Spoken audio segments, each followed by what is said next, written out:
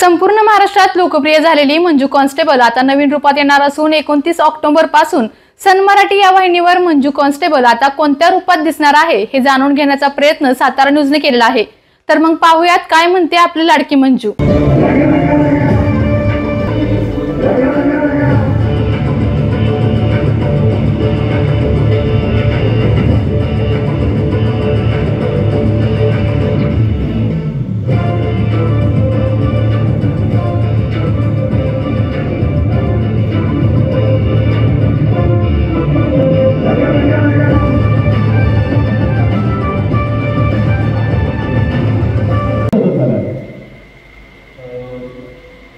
बाह्यरूपाने जरी बदलला असला तरी अंतर्मनाने सत्य तसाच आहे। म्हणजे आधी पण तो लोकांची मदत करायचा आणि आता पण तो लोकांची मदत करतो, पण त्याचा मदत करण्याचा जो मार्ग आहे, पद्धत आहे, ती थोडी बदललेली आहे आणि ती बदललेली पद्धत काय हे जाणून घेण्यासाठी तुम्हाला बघावं लागेल इन्स्पेक्टर मंजू। वा, पुढील प्रश्न आहे इन्स्पेक्टर मंजू होते, आधीची मंजू आणि आताची मंजू यात नेमका काय फरक झाला, बदल झाला आहे आणि ती आधीची मंजू जशी भित्री होती ती अजूनही तशीच आहे का? फरक म्हणजे आताची मंजू जरा जास्त स्ट्रॉंग दाखवते, पण तिचा जो मूळ स्वभाव आहे ती निरागस आहे, अशी आपली निरागस तेवढीच निरागस आहे, भाबडी आहे, भोळी आहे, लोकांबद्दल तिला तेवढंच प्रेम वाटतात का, पण आता ती कायद्याने चालणारी आहे। जर समोरचा माणूस चुकला तर त्याला तेवढ्याच कठोरतेने शिक्षा अशी म्हणतात। यानंतर पुढील प्रश्न आहे, सत्याच्या मनामध्ये आजही मंजू आहे का? अगर प्रश्न झाला, राधा कृष्णापासून किती लांब गेली किंवा कृष्ण राधेपासून किती लांब गेली तरी त्यांच्यात असणारं प्रेम हे कधीच संपत नाही आणि तसंच काहीतरी सत्य आणि मंजूचं आहे। त्यामुळं माझ्याकडनं तर प्रेम होतच आणि आहेच। पण पुढचा प्रश्न मला आता मंजू तुम्हाला विचारायचा आहे, मंजूच्या मनामध्ये सत्याबद्दल राग का आहे? हा प्रश्न आता खरं सगळ्यांनाच पडलेला आहे। राग का आहे यासाठी तुम्हाला नक्की सिरियल बघायला लागणार, पण मंजूसाठी हा सत्य मंजूचा शब्दाबद्दल क्लोज झालाय, तिला काही वाटत नाही आहे सत्याबद्दल।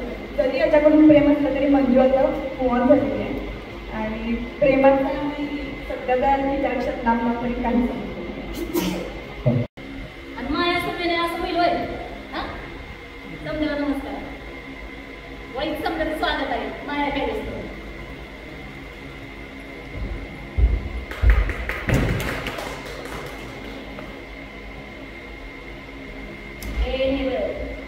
इन्स्पेक्टर कॅश करा आत्ता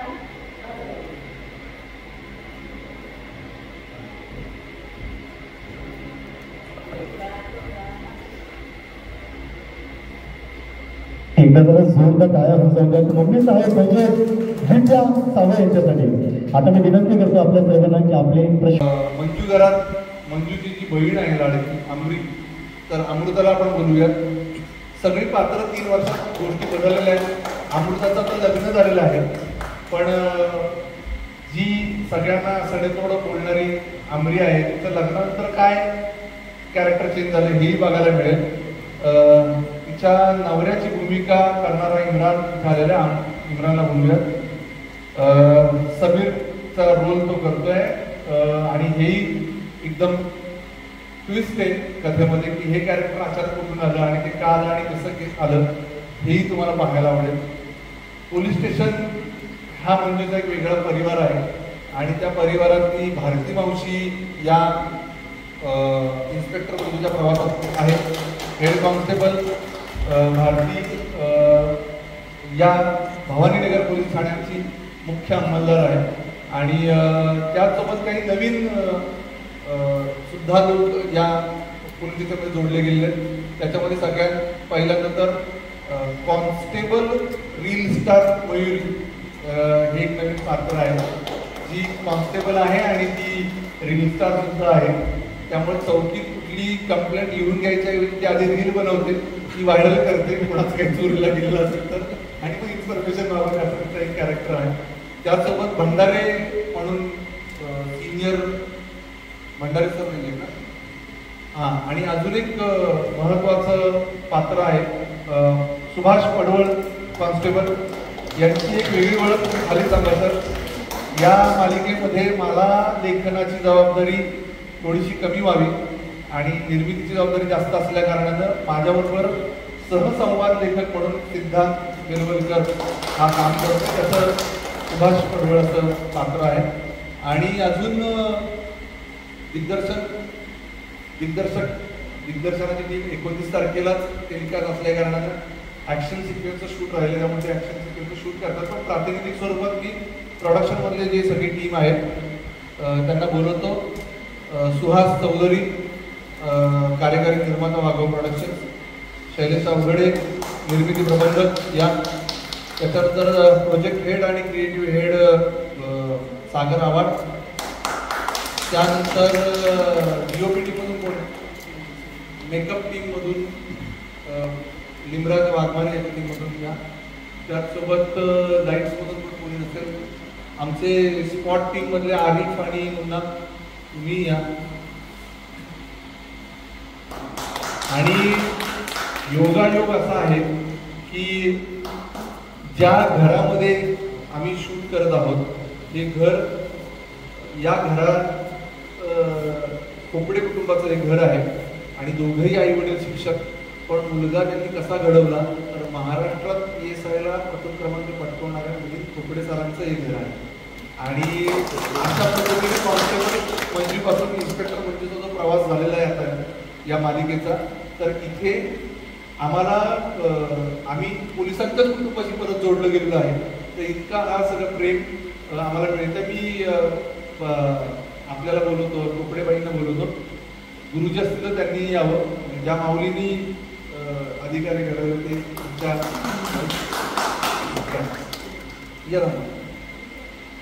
त्याचसोबत खरं तर आभार मानायचे म्हणजे सातारा जिल्हा पोलीस यांचेही खूप आभार. कारण ज्या पद्धतीने त्यांनी पहिल्या दिवसापासून आत्ता या नवीन प्रोजेक्टला सुद्धा सहकार्य केलेलं आहे. तसं तर महाराष्ट्र पोलीस सगळ्यांचेच आभार की पोलिसांच्या जीवनावरची मालिका करताना त्यांच्या व्यथा काय आणि त्यांना येणारे प्रॉब्लेम काय हे सुद्धा, त्यांच्या कुटुंबाच्या काय अडचणी असतात हेही मांडण्याचा प्रयत्न आम्ही करतो आहोत. आणि अशी आशा करतो की तुम्हाला नक्कीच ही मालिका आवडेल. आणि सन मराठीवरची सगळ्यात फेवरेट ही मालिका आहे. पण आता 1 नंबरला ही मालिका येईल अशा पद्धतीचं काम पूर्ण टीम करेल अशी आशा व्यक्त करतो आणि सगळ्यांनी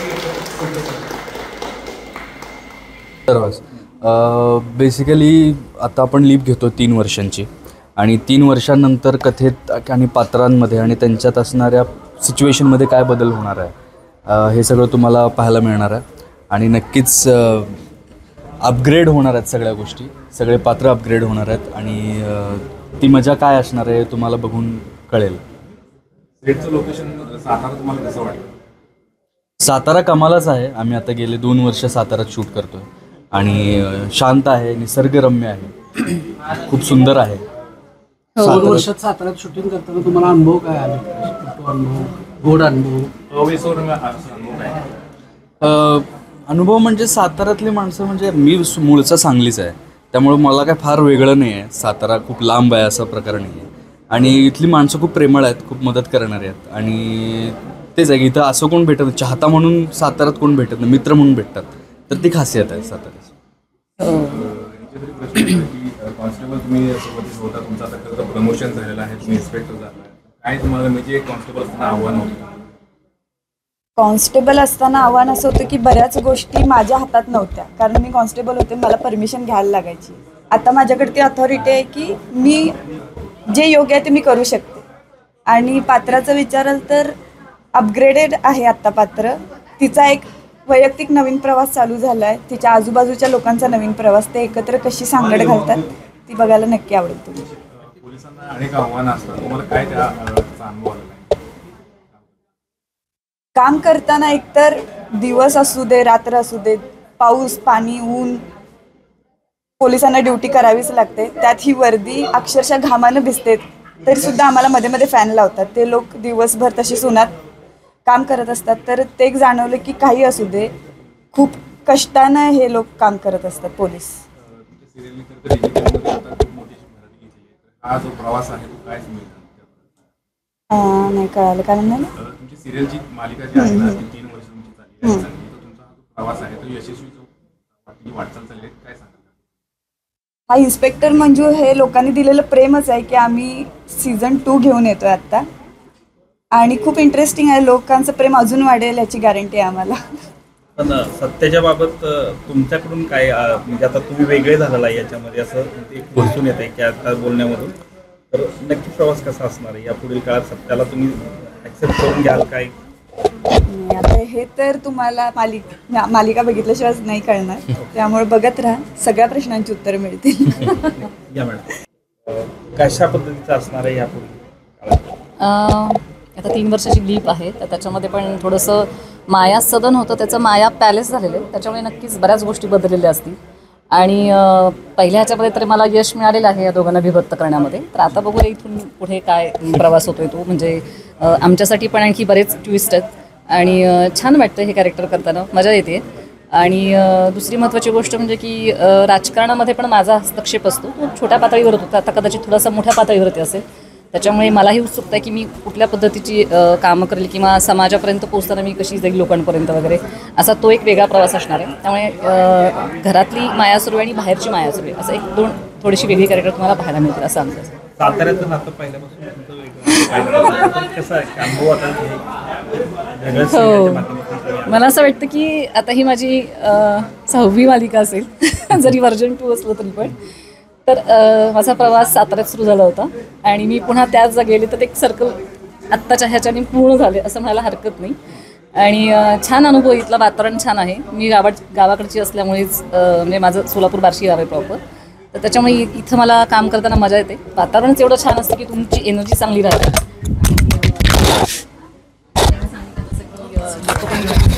चांगली आहे की म्हणजे मदत करतात आणि मजा येते त्याच्यामुळे काम करतात छान. चिपंगा म्हणजे साताऱ्यात दंगा असतो, या लक्षात ठेवायचं. वेगळं पण आहे इन्स्पेक्टर मंजू म्हणून आता हे एक नवपर्व म्हणावं लागेल कॉन्स्टेबल मंजूचं. काय थीम असणारी, कशा पद्धतीची? खरं तर कुठलाही प्रवास, नवीन जो प्रवास असतो तो तितकाच एक्साइटिंग असतो. हा म्हणजे आता काय म्हणूयात आपण, लीप जरी घेत असलो तरी गोष्ट नवीन आहे, पात्र तीच आहेत पण कथा वेगळी आहे आणि 3 वर्षामध्ये अनेक गोष्टी बदललेल्या आहेत. मी मागाशी जसं बोलताना म्हणालो की प्रत्येक कॅरेक्टरचं 3 वर्षानंतर काहीतरी झालेलं आहे. म्हणजे उदाहरणार्थ सत्या जो आहे तो पूर्वी राजकारणामध्ये होता, नगरसेवक होता, पण आता तो नगरसेवक नाही आहे. आता तो लोकांना मदत करतोय, पण त्याचा मदत करण्याचा मार्ग बदललेला आहे. तो नेमका काय मार्ग बदलला आहे हे तुम्हाला मालिकेतून कळेलच. मंजूच्या घरामध्ये पण बदल झालेले आहेत की मंजू आता इन्स्पेक्टर झालेली आहे, कॉन्स्टेबलवरून ती इन्स्पेक्टर झालेली आहे. तिच्या घरामध्ये बहिणी, तिचं लग्न झालेलं आहे, पण ते नेमकं लग्न अशा व्यक्तीशी झालं आहे की तो त्याच घरामध्ये राहतोय, पण तो का राहतोय, कशासाठी राहतोय, तो नेमका ह्यांच्याशी त्याचं नातं काय आहे, ह्या सगळ्या गोष्टींचा उलगडा होईल. मम्मीसुद्धा मोठ्या पदावर गेलेली आहे. म्हणजे सत्या जसा राजकारणातून बाहेर पडला, पण मम्मी राजकारणात खूप पुढे गेलेली आहे. ती आता महाराष्ट्र लेवलचं राजकारण करते. अशा प्रत्येक कॅरेक्टर्समध्ये, पात्रांमध्ये बदल झालेले आहेत. फक्त एवढंच आहे की आता निर्माता म्हणून पण एक मोठी जबाबदारी आहे. कारण दरवेळेला म्हणजे मी असं म्हणतो की भारत पाकिस्तान मॅच जी वर्ल्ड कपला असते, तर मागच्या वर्षी भारतानं जिंकलेली असते मॅच, पाकिस्तानला हरवलेलं असतं, पण पुढच्या वर्षी पुढच्या वर्ल्ड कपला जी खेळणारी टीम आहे त्यांची तेवढी जबाबदारी असते की परत जिंकायचं आहे पाकिस्तानच्या विरुद्ध. तर तसं वाला फिलिंग आत्ता आहे की मालिका आत्ता लोकांची फेवरेट मालिका आहे आणि ते फेवरेट मालिकाच ती राहिली पाहिजे आणि त्याच्यात अजून जबाबदारी अशी की ती 1 नंबरला पण आली पाहिजे सन मराठी वाहिनीवर.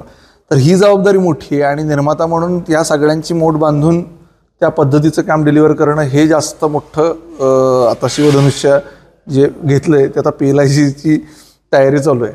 या भागामध्ये कोणकोणत्या ठिकाणी शूटिंग साधारणतः चालणार आहे? साताऱ्यामध्ये आपण पाचवडजवळ आसले नावाचं गाव आहे, ऐतिहासिक गाव आहे. वैराटगड नावाच्या किल्ल्याच्या पायथ्यालाही आहे आणि भुईंजपासून जवळ आहे. वाई तालुक्यामध्ये हे आसले गाव येतं. या आसले गावामध्येच आपण सत्याचं मोठं घर दाखवलं आहे. इकडेच आपण भवानीनगर पोलीस ठाणे सातारा अशी एक चौकी तयार केलेली आहे. मंजूचं घर पण इकडेच आहे आणि म्हणजे मूळ पहिली कथा पूर्ण सातारा शहरामध्ये होती, पण आता हे रिअलिस्टिक काम करत असताना थोडा अडचण येते जाणवलं. त्यामुळे आम्ही एक फिक्शनल पोलीस स्टेशन तयार केलं, भवानीनगर पोलीस स्टेशन. आणि बॅकड्रॉप सगळा साताऱ्याचाच आहे, सातारा जिल्ह्यातलाच आहे. चित्रीकरणासाठी आम्ही साताऱ्यात जाऊन चित्रीकरण करणार आहोत, पण घरं आणि हे सगळं आम्ही आसले गावामध्ये शूट करतो.